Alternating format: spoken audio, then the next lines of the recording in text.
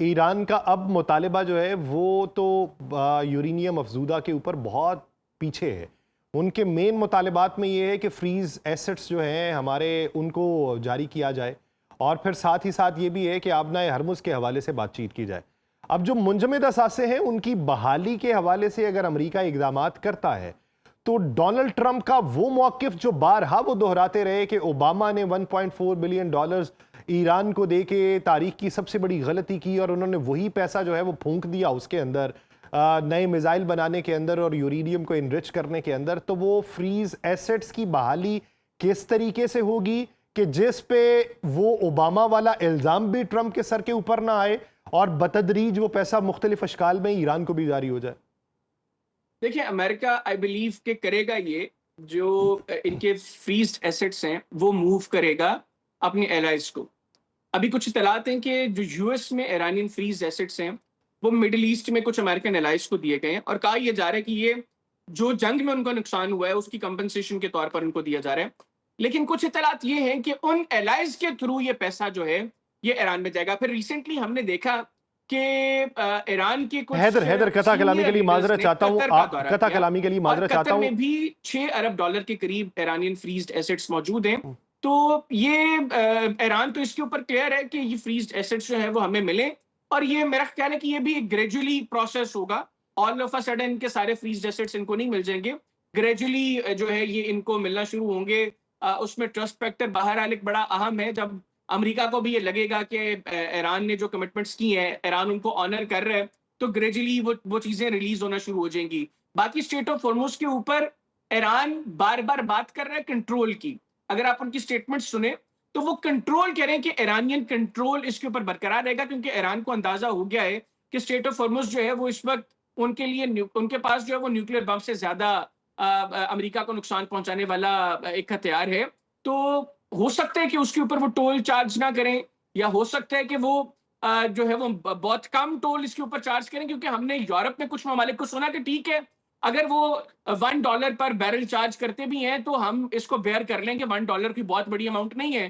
तो जो इस वक्त पूरी दुनिया की एनर्जी क्राइसिस है, इसमें डोनाल्ड ट्रंप के ऊपर ये प्रेशर डाल सकते हैं दीगर ममालिक कि भाई तुम्हारे पास तेल है, तुम निकाल कर इस्तेमाल कर रहे हो, हमारे पास नहीं, हमें जरूरत है, तो हम इसको बेयर कर लेंगे। लेकिन उसके ऊपर चीजें मुस्तकबिल में तय होंगी। अभी इनिशियली मुझे नहीं लगता कि ईरान अपना कंट्रोल छोड़े स्टेट ऑफ हॉर्मुज के ऊपर, कंट्रोल वो जरूर बरकरार रखेंगे। टोल के मामले पे मुझे लगता है कि शायद ईरान भी थोड़ा सा लीनियंट रवैया रखेगा, वो बहुत जो है वो एग्रेसिव अप्रोच नहीं रखेगा कि हमने हर सूरत यहाँ से टोल चार्ज करना है। अच्छा, मैं इससे पहले आपसे सवाल करना चाह रहा था फ्रीज एसेट्स के हवाले से, लेकिन फ्रीज एसेट्स पे अगला सवाल करता हूँ। आप कहते हैं कि यूरोप के कुछ ममालिक ये इसके ऊपर राज़ी दिखाई देते हैं कि 1 बैरल के ऊपर $1 बहुत ज़्यादा नहीं बनता, लेकिन उसको अगर कैलकुलेट किया जाए तो 20 मिलियन बैरल रोज़ाना की वहाँ से अगर गुजरगाह हो, और उसके ऊपर $2 करोड़ रोज़ाना की बुनियाद के ऊपर, $20 करोड़ 10 दिन की बुनियाद के ऊपर, और $60 करोड़ जो हैं वो माहाना की बुनियाद के ऊपर उससे चार्ज किए जाएं, तो आप ये देखिए कि 3-4 सालों में वो पैसा कितना बनता है। एक साल का लेकिन ही यासर अगर आप मजमूई अदरवाइज तौर पे देखें ना कि अगर एक ईरान को साल का देख लें तो ईरान 7.2 बिलियन डॉलर्स बनते हैं एक साल के अंदर, $1 1 बैरल पे। तो क्या ये काबिले कबूल होगा बहुत सारे लोगों को? क्योंकि ईरान की सारी दुनिया से दुश्मनी नहीं है, उसके कुछ करीबी ममालिक भी हैं, उनके साथ रेट अलग रखे जाएं, यूरोप के साथ अलग रखे जाएं, तो ये भी काबिले कबूल नहीं होगा। तो फिर इसका मैकेनिज्म, दरमियानी रास्ता क्या निकलता हुआ दिखाई देता है? मेरा असल सवाल ये। देखें, इसके अंदर जो भी मैकेनिज्म इसका तय होगा उसमें ईरान सोल अथॉरिटी नहीं होगा।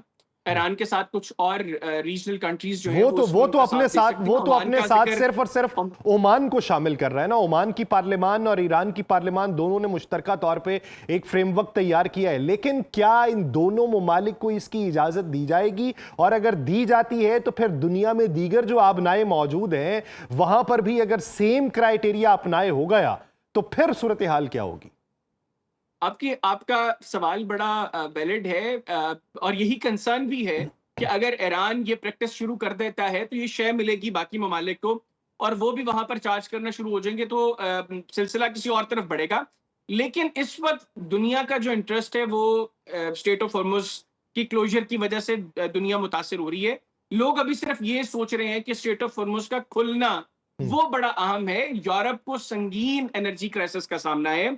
जो रशिया की के साथ यूक्रेन की जंग है, एक तो यूरोप को खतरा है कि वो जंग अब फैल रही है उनकी जानिब। रोमानिया में आपको पता है रशिया ने हिट किया, गो कि उन्होंने कहा ये गलती से हुआ, लेकिन रशिया को इस चीज का अंदाजा है कि जब भी नेटो को स्नब करना है उन्होंने रोमानिया से ही उसका आगाज करना है। तो ये शुरली रशिया ने वहां पर फेंक दिया और यूरोप को नजर आ रहा है कि अगर ये चीज एस्केलेट होती है, और हम देख रहे हैं गुज़िश्ता चंद रोज में यूक्रेन की जानिब से रशिया पर और रशिया की जानिब से यूक्रेन पर जो हमले हो रहे हैं वो उनमें तो काफी तेजी यूरोप आ रही है, वो यूरोप के इंटेंसिटी जो बढ़ रही नेटो है। नेटो तो ममालिक यूरोप हैं जो ये खर्चा उठाने को तैयार है, हम्म, यूरोप ये बर्दाश्त करने को तैयार है, क्योंकि वहां पर संगीन इकोनॉमिक क्राइसिस भी उनको एनर्जी क्राइसिस के साथ सामना करना पड़ रहा है और लोग परेशान हैं। और वो चाहते हैं कि किसी भी सूरत में, आप देखिए ना, यहाँ पर तो $1 पर बैरल जो है वो उनको एडिशनली पे करना पड़ेगा।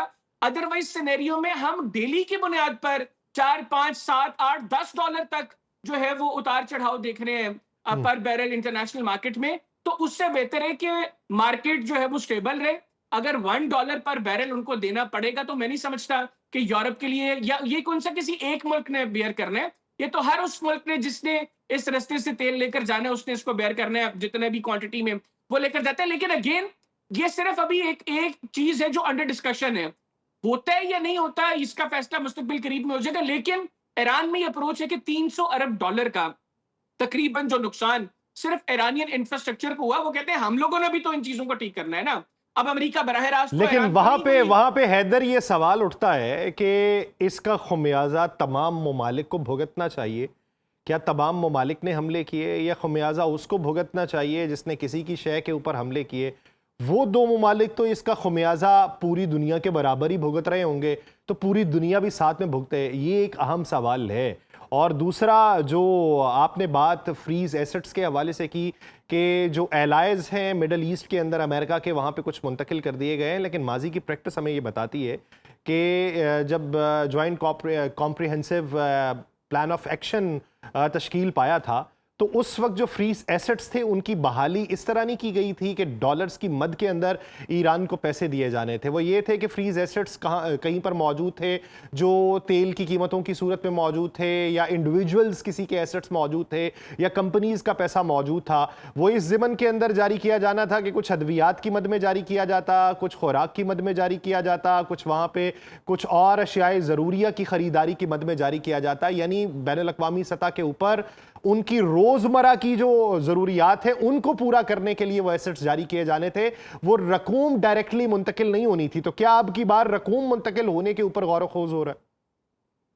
देखिए यासिर, मुझे लगता है कि अभी भी इसी तरह का मैकेनिज्म बनेगा। अगर एलाइड्स जो है अमेरिकन इस रीजन में उनको ये ट्रांसफर किए गए, ये भी वेस्टर्न मीडिया रिपोर्ट कर रहा है। आई डोंट नो कि एग्जैक्टली ये हुआ या नहीं, लेकिन अगर हुआ है तो अभी भी इसी तरीके से मुंतकिल किए जाएंगे वहां पर डेवलपमेंट की मत पे कि जी ये प्रोजेक्ट्स हैं, कोई वाटर डिसैलिनेशन प्लांट है, या कोई हॉस्पिटल है, मेडिसिन के लिए, एजुकेशन के लिए, इंफ्रास्ट्रक्चर के लिए, इन्हीं मदों में जो है ये पैसा जो है वो ईरान को मुंतकिल किया जाएगा।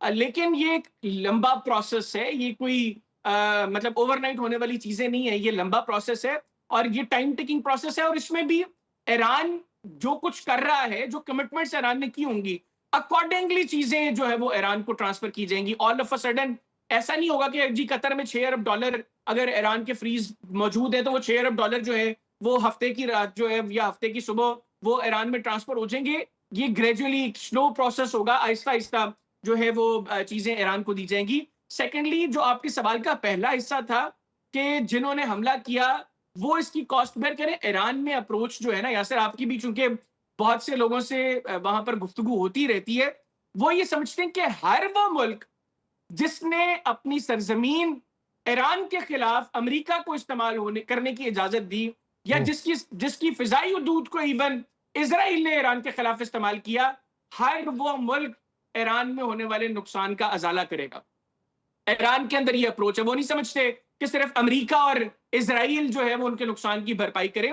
वो समझते हैं कि मशरक वस्ता के भी वो ममालिक, और उसमें आपको भी अंदाजा है कि ज्यादा एग्रेसिव है, दे आर टुवर्ड्स बहरीन, वो यूएई के को लेकर बहुत एग्रेसिव है, वो कवैत को लेकर बहुत एग्रेसिव है, वो कतर और सऊदी अरेबिया को लेकर उनकी अप्रोच थोड़ी लीनियंट है, क्योंकि उनको नजर आ रहा है कि इन्होंने वो किरदार अदा नहीं किया जो बाकी ममालिक का किरदार रहा है। और सऊदी अरेबिया के हवाले से तो बाद में भी चीजें सामने आई ना कि कुछ अटैक्स जो सऊदी अरेबिया पर हुए, उनको चाइना ने अपने वीडियो नेविगेशन सिस्टम से उनके इलेक्ट्रॉनिक सिग्नेचर्स दे दिए थे कि ये अटैक्स जो हैं ये इराक में जो कुर्दिश एरियाज हैं जहां पर अमेरिका असलहा प्रोवाइड करता रहा है, और अब तो इत्तला थे कि इजराइल भी वहां पर असलहा प्रोवाइड करता रहा है, वहां से सऊदी अरेबिया पर अटैक्स हुए थे।